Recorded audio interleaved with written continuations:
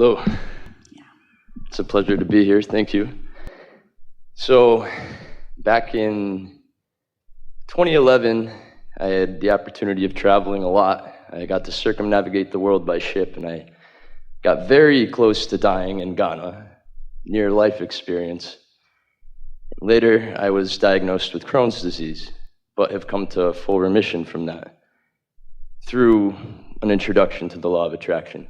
About a year later of coming into remission through my research and whatnot, I was diagnosed with yet another conditional arthritis. And how do I better maintain alignment despite the face of physical pain? So at one point it was a roar, but through the practice of the law of attraction, it's become but a whisper that's not even there at times. I mean, it's been remarkable. Well, those are very powerful acknowledgments that you're making, and that's the key to it continuing to improve. That acknowledgement that what is not wanted is dissipating while what is wanted is coming more into the foreground, that's the process. And the fact that you've come this far, as we are even beginning this conversation, lets us know unequivocally that you will have easy success in all of this, you see. You bring forward something that is an important topic, and we haven't really touched on it much today or even yesterday, and yet it matters a lot in understanding about deliberate creation.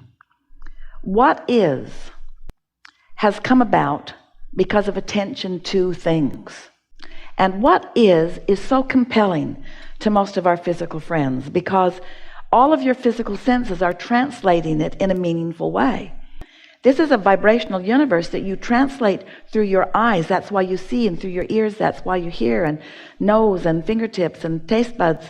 These are vibrational translators. And we know that's a strange thing to hear because you just are seeing, you're not thinking about you're translating, but you are. And so the things that are in your now reality are compelling because you're translating them through so many of your physical senses. That's why Esther's time in a beautiful restaurant with beautiful fragrances in the air and the smell of the food, it is an all-encompassing, visceral experience that is really conducive to cementing in and practicing vibration. And so we get it. You want to be involved in your physical world, but you're often not selective enough sifters, or there's often something dramatic enough that is demanding your attention so you can't look away, that holds you in a holding pattern that is resistant in nature. And so it's logical that as that continues for a period of time, that you would be, without realizing it, pinching off your well-being, pinching off your well-being, pinching off your well-being. And you might not be aware of the negative emotions that you're having about it, or you might be in a position where even though you're aware of your negative emotions, you don't feel like you can do anything about them because I am where I am and I don't have a lot of choice in that. And so it gets bigger. We say, if you've got negative emotion, which means you're contrary in your thought from your inner being, don't worry about it. It will become more. Because law of attraction and momentum, which are really the same word, say that it must get bigger. But now you're on the other side of that. You already have done this remarkable job of finding a feeling apart from the condition. And that is the answer that we want to give to the question for those who have not come as far as you have and may not yet realize that there is light at the end of the tunnel. The answer to this question, how do I find improvement from a condition that is already underway, is you have to find a way of feeling an emotion apart from the physical sensation that you're feeling. It's sort of like this. Again, we're going to come back to money because it's an active vibration in this room and most.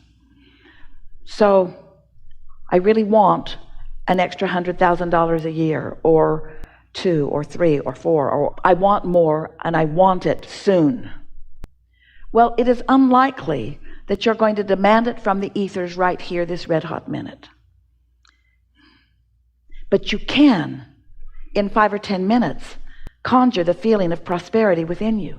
You can accomplish an emotional feeling of prosperity, even though you cannot accomplish the manifested experience of an extra $200,000 or $300,000 or $400,000 in your bank right now.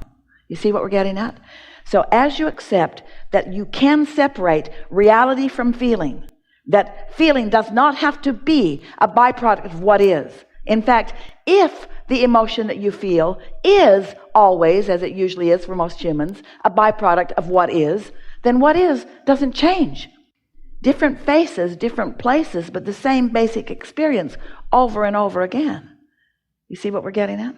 So to follow that up a little bit, after I had initially been diagnosed with Crohn's, I came into great health. I was able to really get it back, and I was just joyous and very happy and overwhelmed with life. It was almost a new life. It was a great new life that my eyes had been open to.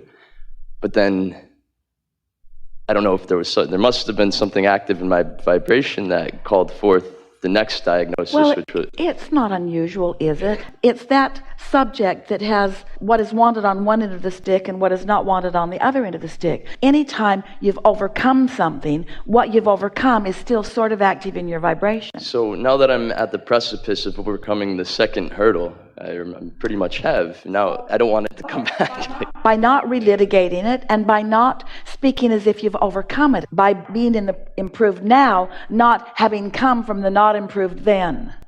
That's the piece of it. It's being in the improved now, being in appreciation of the improved now, being in anticipation of an even more improved now, but not relitigating, not remembering, not comparing. Sometimes there is a desire to teach someone else. In other words, when you've just come through something, then sometimes it's active enough in your vibration that others who are experiencing it are rendezvousing with you. And even in the explanation of how it was before it is now can keep that vibration active just a little bit, you see.